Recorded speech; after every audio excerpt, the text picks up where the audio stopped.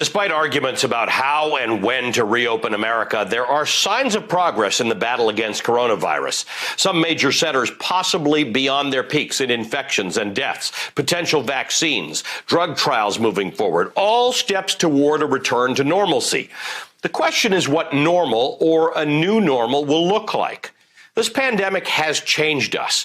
We know that the future is going to look different from the past and that some things will change and some things must change. I have a friend who says that the day before something is truly a breakthrough, it's a crazy idea.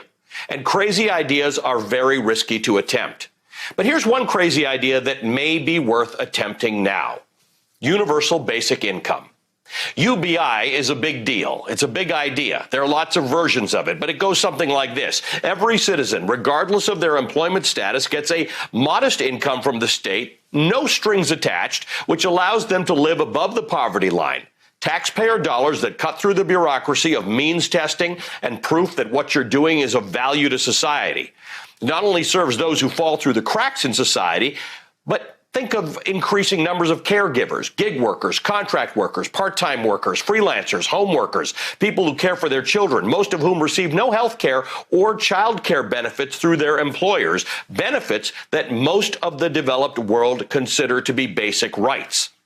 More than 3/4 of American workers live paycheck to paycheck. More than half earn shockingly low wages. 40 million Americans are food insecure, and our already highly automated society is about to get more automated. In 29 states, truck driving is the most common job, yet we're working in overdrive to eliminate those jobs with self-driving vehicles. Even Foxconn, which makes your iPhones, is replacing its low-wage workers with robots. In an increasing number of physical stores, you don't need to interact with a human to do your business. More people enter the workforce every year, but more jobs ultimately will not. Universal basic income has its critics and its detractors, mostly those who say it'll cost too much, promote unemployment, or worse, laziness, and that it's unsustainable. But let me put it to you this way. If UBI could happen at no additional cost to you, would you support the idea? Just last week, the Pope wrote, "This may be the time to consider a universal basic wage which would acknowledge and dignify the noble essential tasks you carry out." While America is on pause, we've got a moment to think about rebuilding our damaged house. Let's make it a home for those for whom the American dream is unattainable. Well, one of the interesting developments from this crisis is that it's changing a lot of public attitudes towards the way that the government spends money. And one of those is on UBI. So Andrew Yang, whenever he was beginning his campaign, I think UBI was one of the least popular proposals. By the time he left, it had gone, I don't remember the numbers exactly, it was 10, 12 points. Still a lot. Basically injected it into the national conversation. And now, Crystal, new numbers show that it's even higher. What does it say? So this is Data for Progress tested the idea of a one-time $1,000 cash payment to American workers. So they tested on March 2nd, and it only had 33% support. Now, 58% support. So suddenly, in a moment, this idea, which before Andrew Yang entered the presidential campaign was truly fringe. Few people had even heard of it or thought about it. It was sort of an intellectual conversation that was going on. He mainstreams the idea through his presidential campaign. You see an uptick in support, especially among Democratic primary voters. Still not a majority position, though. And now, in an instant, this crisis flips it from, and in weeks, right, literally days, from being a majority opposed position to now a majority position. We should note too. A one-time payment is not UBI. It's different. But this is what I think Scott Stanton's has been talking a lot about. He goes, look, this normalizes the idea. This is another step forward to it. Now, look, I was never really a big supporter of UBI, but I think in terms of relief payments at this time, of course. And Americans.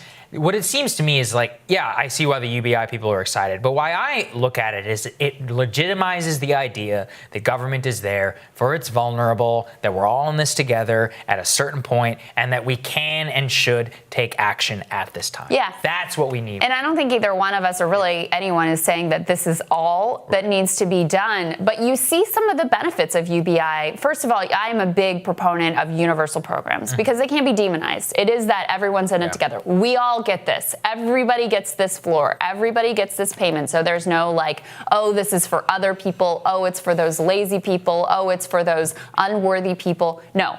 Everyone gets it. Everybody's bought in. So that's number one. Number two, you see the perniciousness in this moment where things need to be turned around so quickly of means testing, because it takes so much bureaucracy. You have to go, you have to justify your poverty to the federal government and plead for it. You have to wade through the paperwork to do that. You have to wait for the slow turning gears of government to turn and decide that you are in fact impoverished enough and worthy enough and whatever in order to justify this check. And so at a time when you need an injection as quickly as possible, this is obviously the best possible way to get cash in people's hands very quickly. And it's also not paternalistic. I mean, this is why UBI has had supporters on the right, because it doesn't take this sort of big government paternalistic viewpoint. It says, no, you know what you need to do with this money. We're not going to tell you like, oh, you can put it towards rent and food, only these types of foods with the voucher, et cetera, et cetera. It's like, no,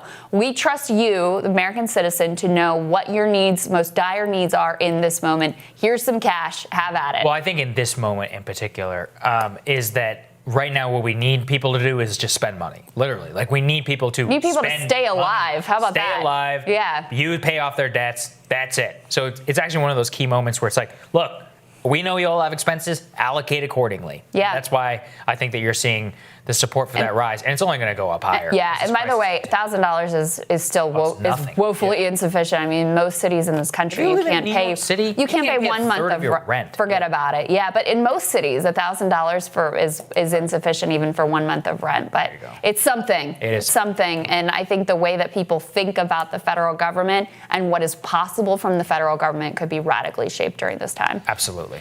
All right, thank you for watching. We will see you later.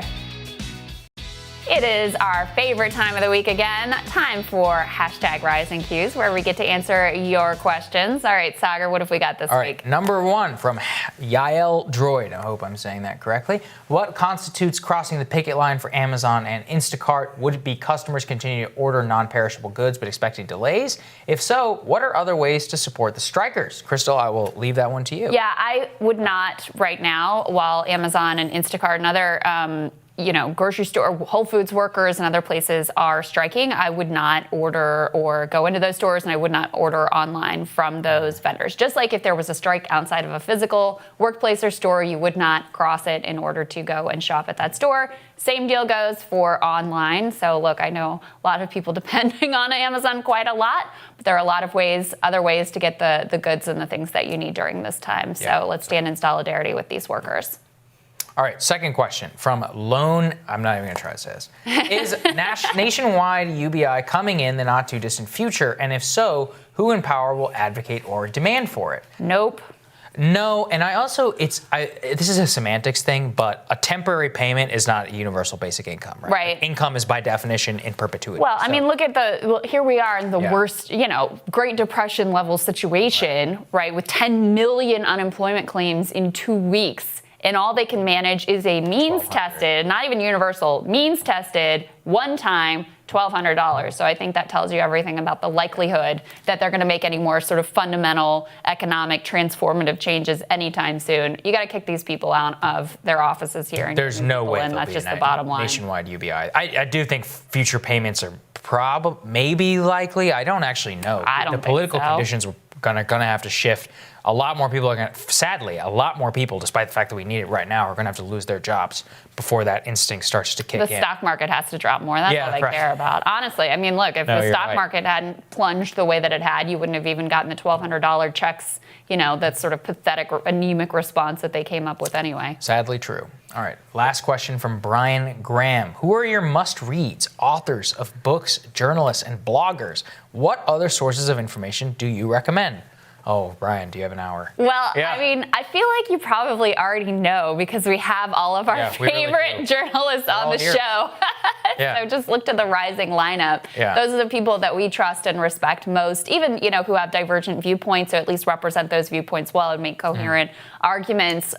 Book that I'm reading right now is the newest one from Thomas Piketty, which is, he has done the seminal research as one of the people on inequality and the way that, our society sort of had this broadly shared prosperity coming out of World War II that was assumed to be the norm that was actually an anomaly because so much of the world economy had been destroyed. And so it was a very anomalous situation in that the sort of status quo state of affairs, especially absent big government intervention, is for inequality to grow and grow and grow. So he has a new look at politics around the world. It's sort of a prescription for how the left can move forward. So that's what I'm in the middle of right now in terms of a very specific recommendation. It's excellent. And I think he's one of the most important economic thinkers in the world right now. Yeah, that's really interesting. I'm actually reading a history of the Great Depression for no particular reason. Why? Yeah, Americans and the Great Depression. I've done a lot of stuff on the New Deal, but not on the actual Great Depression itself. It's a Pulitzer Prize winner. I think it's the Oxford history of it. I'm blanking on the author's name right now, but it's really excellent, just like a survey of what is happening. And like you said, one of the best parts about the show is whenever we love a book or we love an article, we just book them. We're like, hey, come on the show, talk about the book, talk about this. So many of the books and so many books on history in particular from the Great Depression era and all of those are ones I'm really thinking about in moments like these. I think the one that I always, perpetually kind of recommend is, and just the Twitter feed is, I think Matt Stoller, his Twitter feed has been really essential. Yeah. And it's because something he said on this show, something he said a lot, is that we lack the frame, a lot of people in DC, to understand politics today because it resembles the 1910s and the 1920s. And so much of American history is thought of only in the post-World War II era. True. Yeah. It's not like we're going back to a Gilded Age and a populist moment and antitrust and stuff that's with us, but not really consciously in most Americans' minds. Right. So that's really what I'm trying to focus on right now. Yeah, Stoller is essential right now, and we've been joking privately about how his brain is meant for this moment. And David Dayen is also somebody really great. that I always respect his work, but have been relying on more than usual during this time. And Aaron Glantz, who we have on the show, who's an expert on the housing crisis in particular, which is something we're kind of keeping our eye on, especially with rent being due right now, first of the month. So those are some of the people that I have found extra insightful and extra invaluable during The real this time. tip is look to the people who were most critical of the 2008 recession and how it was handled and read them now. Because all the neoliberals are still touting the same line. The people who were right in 2008 are more likely to be right this time around as well. Bingo. So check that out. All right. Thank you guys for watching. We appreciate you. Enjoy your weekend.